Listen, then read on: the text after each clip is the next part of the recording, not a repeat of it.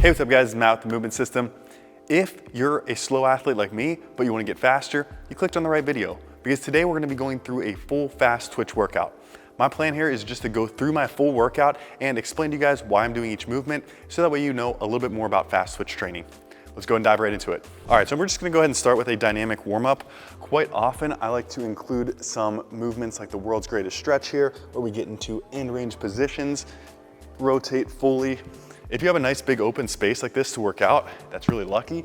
But you can also just do these in place if you have a smaller space at your gym. We are gonna be doing a full body workout today. So we're gonna be doing some trap bar deadlift where we're measuring the bar speed and we're focusing on moving the bar as fast as possible. We're gonna talk about some of the science behind that and the intent that you need on the barbell to actually get the most out of it, especially as a fast twitch athlete. A couple of the boxes that we wanna check with the warm up. Number one, are we increasing our temperature of our body? Most of our muscles and the enzymes that are in our body function better at a higher temperature. So the point of a warm up and increasing that body temperature is to get that enzyme function going. We can oxidize fuel sources better and overall just perform better if we can get our body temperature up a little bit. Also, we need to check the box of mobility, getting to end range of a couple different positions. This doesn't have to be crazy. If you have any specific deficits, you can do some static stretches, but for the most part, I'm just gonna go dynamic and get through some full range of motion. Another part of a warm-up that's really important, especially if you're doing a fast twitch workout, is plyometric. Get yourself moving quickly, get your tendons used to that fast stretch rate, and get your nervous system ramped up. When it comes to plyometrics in your warm-up, I think it's really important to start sub-maximal and smooth and rhythmic, because if you jump right into maximal, not only are you gonna have a higher chance of injury, but your body kind of shuts down and gets into protective mode at really top maximal speeds. This is why, for example, if you wanna dunk, you don't just go into the gym and start doing approach jumps as hard as you can. You actually have to warm up quite a bit, and you're probably gonna get more benefit from doing rhythmic single leg hops and things like that than you would if you just jump right into maximal attempts where your body's just gonna stiffen up and not really learn how to move well. I do like working in some deep lunge positions. I think this is really beneficial for opening up the hips and getting you ready to, especially if you're gonna sprint and other movements like that. All right, let's open up the hips a little bit with some accelerations. I'm just gonna go 50, 60, 70%, 80% speed, kind of building up.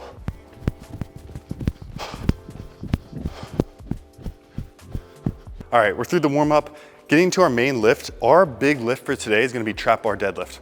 Personally, I think the trap bar deadlift is probably the best way to load a tall athlete, so it's definitely the one that I lean towards the most. Also, you're gonna see the way that I do this exercise, you're able to accelerate through the end of the repetition a lot better than I think you are able to do with a barbell back squat.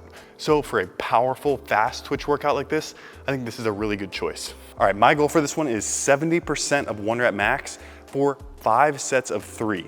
That's going to allow the bar to move very fast, and there's a specific reason why we're gonna do that. We're gonna cover that in a second. 165.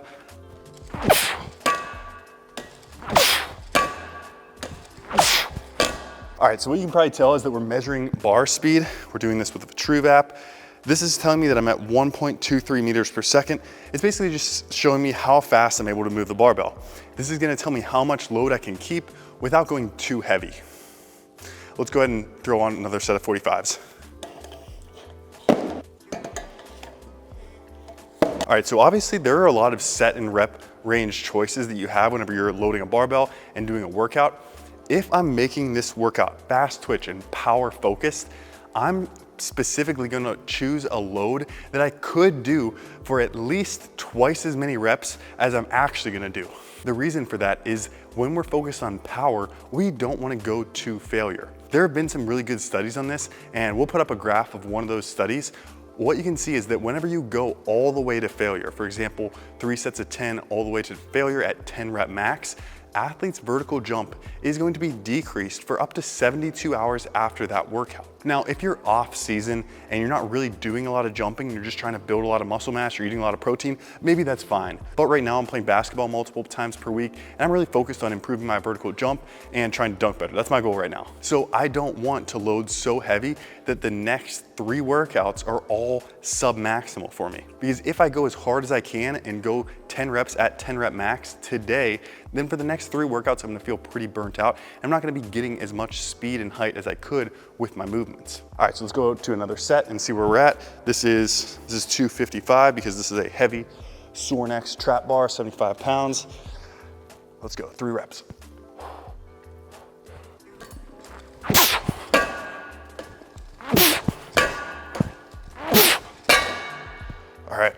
So we're about 0.78 meters per second.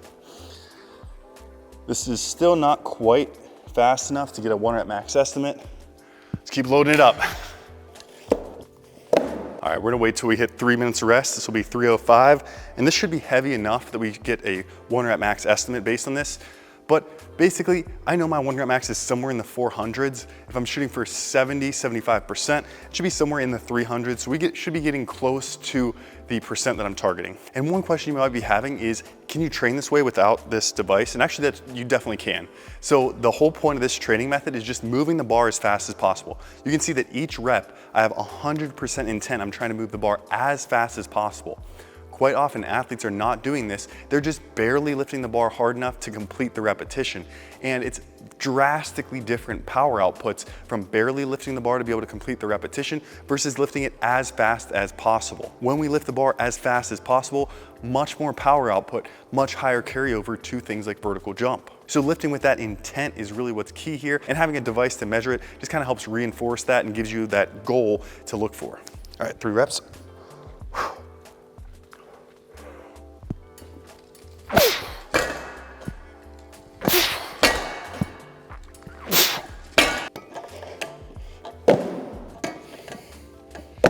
All right, 3:45, 3 reps as fast as possible. Let's see where we're at.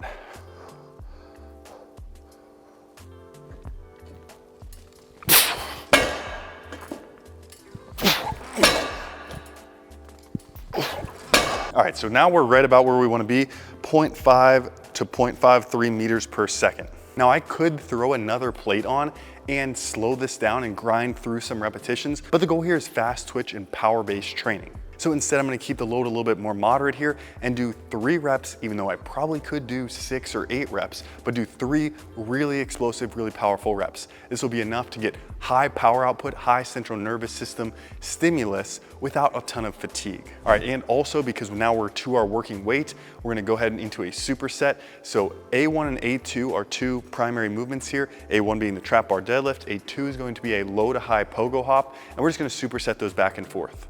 Back at it.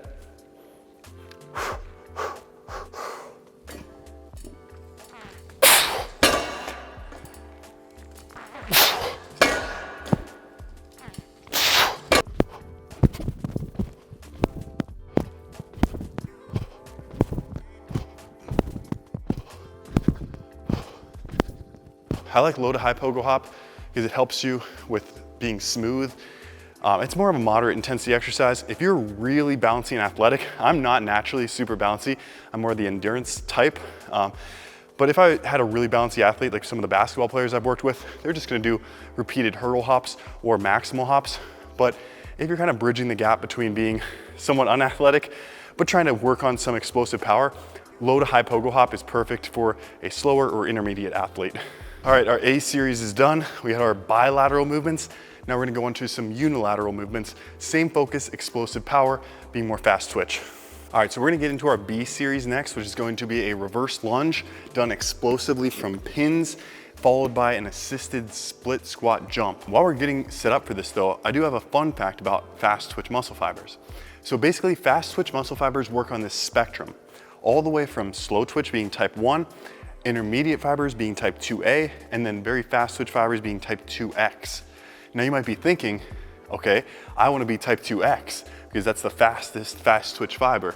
But actually, that fiber type tends to be very non-beneficial for athletes. And athletes tend to have very little type 2X.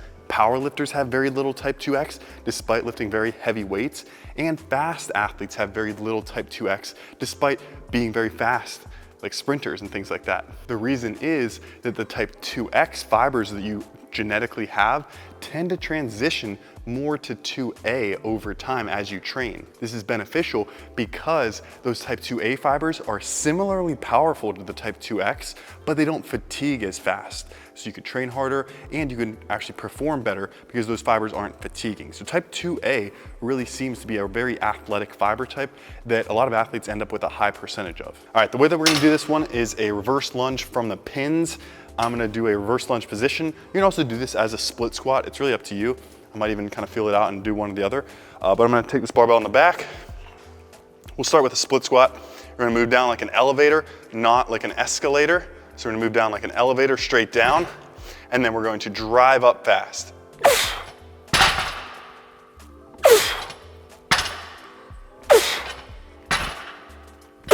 All right, so why are we doing this exercise? You might be wondering. Well, this is concentric focused, meaning that we're focused on the shortening portion of this exercise on the way up, keeping it very explosive. The benefit of focusing on the concentric portion of the repetition is that that's where we're going to get that explosive, powerful force creation and not quite as much fatigue as a eccentric motion. So if, for example, I was gonna do the opposite and I was gonna do eccentric focused, I might start at this top position, drop, and then catch. Now, that's also an okay exercise, but my quads are gonna be killed from that exercise relative to a pin squat that's more concentric focused. So again, this isn't to say that one's better than the other. It's just based on the season and the phase of training that you're in and what your athletes or yourself can handle at this point. All right, I'm just gonna go a little bit heavier, 115, based on how the first set was feeling. Should be a good load for today. There's always a trade-off here between maximizing your force production, your total force production, with the absolute load, meaning moving as heavy as you possibly can. You do wanna bump up that absolute force potential or the ceiling of force production that you have, but you also wanna train at some sub-maximal loads moving fast because you wanna be able to produce force quickly. What I like to do with a lot of my programs is structure it so that some days are more strength focused, where you're getting closer to 1 rep max, moving heavier loads. For example, maybe that's on Wednesday, and then maybe you have 2 more power focused days where you're moving sub-maximal weights quickly on, say, Monday and Friday. All right, and then we're gonna superset that with a split squat jump. All right, split squat jump. What I'm gonna do is pull on this band to decrease body weight. There's been some research on this, and decreasing body weight by around 10% is usually a good idea. You can decrease by up to 30% though, so feel free to choke up on that band, and that's gonna allow you to move faster than you could with your full body weight.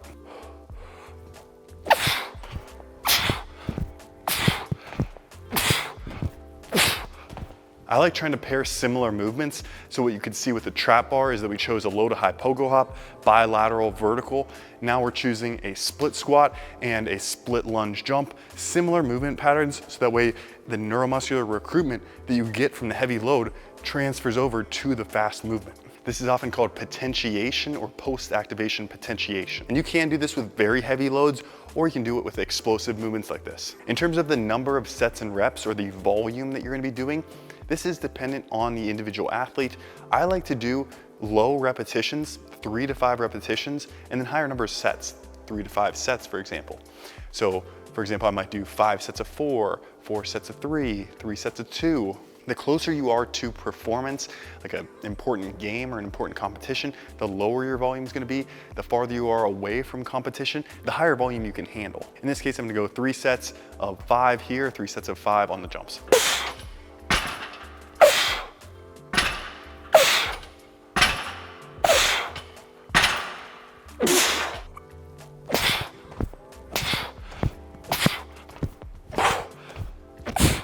All right, and then our last 2 movements to make this a full body workout are gonna be bench press and pull-ups. Bench press, I'm gonna be targeting an 80% load and going for 5 sets of 3 reps. So let's go ahead and warm up.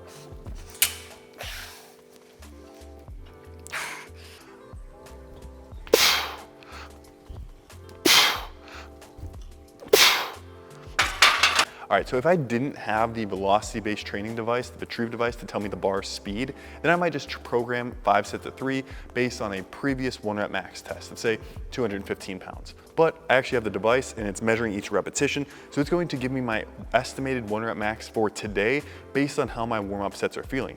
This means that my 1 rep max today might be 205 or might be 225. It might fluctuate from where it was when I tested it weeks ago. So this is a way to do what's called auto-regulation, or changing your training based on how you're individually performing today. So in this case, the app's telling me that my 1 rep max estimate based on those 3 warm-up reps is 198, and for 80%, I should put on 160 pounds.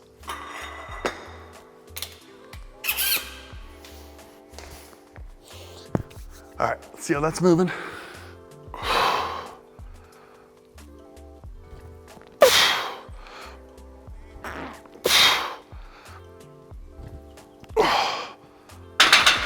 All right, so now based on that set, new 1 rep max estimate is 215. I should be loading 172.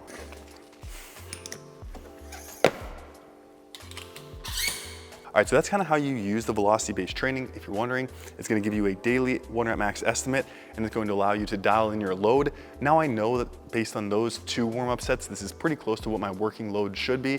I can still tweak it if I want to, but I'm just gonna stick with 175 for this individual workout. And now I could just do my programmed 5 sets of 3 repetitions, or another way to train would be based on what's called velocity loss. So instead of deciding beforehand that I'm gonna do 3 repetitions, I could choose to do a velocity loss of 15% or 30%. And I might choose to train that way if I want a specific amount of fatigue. So if I choose 15% velocity loss, then I might only get 2 or 3 repetitions, but those are gonna be really fast, explosive reps, not a lot of fatigue. If for bench press, I'm more going for hypertrophy, then maybe I choose 30% or 35% velocity loss for this exercise, and I would have to grind through a few more repetitions that way, but it would create more hypertrophy stimulus. Just to show you guys how it works, I'll go ahead and do 1 set of each. So first set, I'm gonna do 15% velocity loss, and this thing's gonna beep as soon as I lose 15% of my speed from my fastest rep to the slowest rep. Let's see how many I get.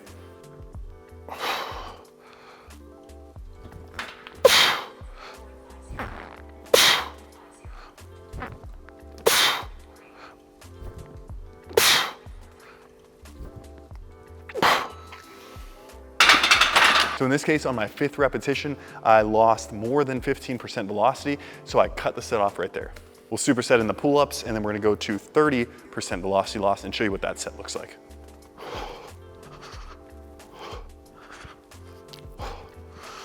Now you might be wondering, how much does it really matter that you do fast twitch type training versus just normal strength training? Well, I won't say that fast twitch training is immediately gonna make you like someone who's genetically very twitchy and very fast, but it may change your fiber type distribution or the amount of fast twitch fibers you have slightly over time.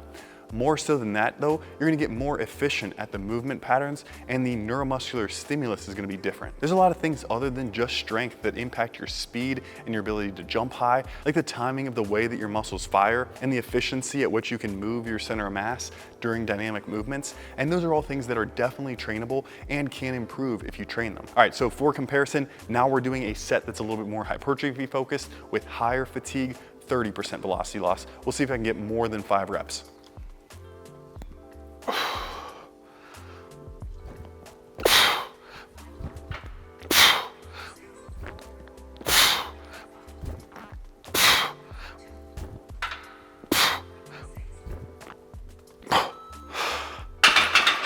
All right, so in this case, it was 6 reps, and on the 6th rep, I hit 0.35 meters per second versus 0.5 meters per second on the first rep, so 30% velocity loss. All right, we're gonna cut to the last movement here, our sled push for some conditioning. I'm just gonna go 15-yard sled push sprint.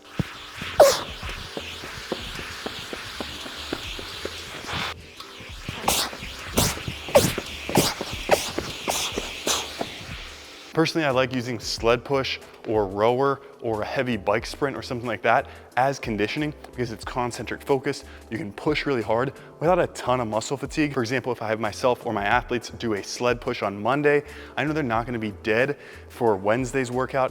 Whereas if I had them do 5 or 10 minutes of walking lunges, they would definitely be burned out. And when Wednesday came around, they wouldn't have their legs under them to really jump effectively. Other than that, little cool down stretch. Typically with power focused workouts, you shouldn't feel completely burnt out at the end of your workout like you might after a really hard hypertrophy, muscle growth focused session. You should still feel relatively fresh, so that way you can, again, hit max power outputs a day or 2 later. I'm curious to know if you guys enjoy this format of going through the workout and learning some stuff along the way. If you guys do enjoy it, go ahead and let me know in the comments. Make sure you smash that like button. And I hope you learned something to make you a little bit more fast twitch. If you're naturally a little bit of a slower athlete like myself, I hope you can implement some of these principles and see your vertical jump finally take off and hit some of those athletic goals that you have. Thanks so much for watching, guys. Subscribe so you don't miss any future videos, and I'll catch you in the next one. Thanks.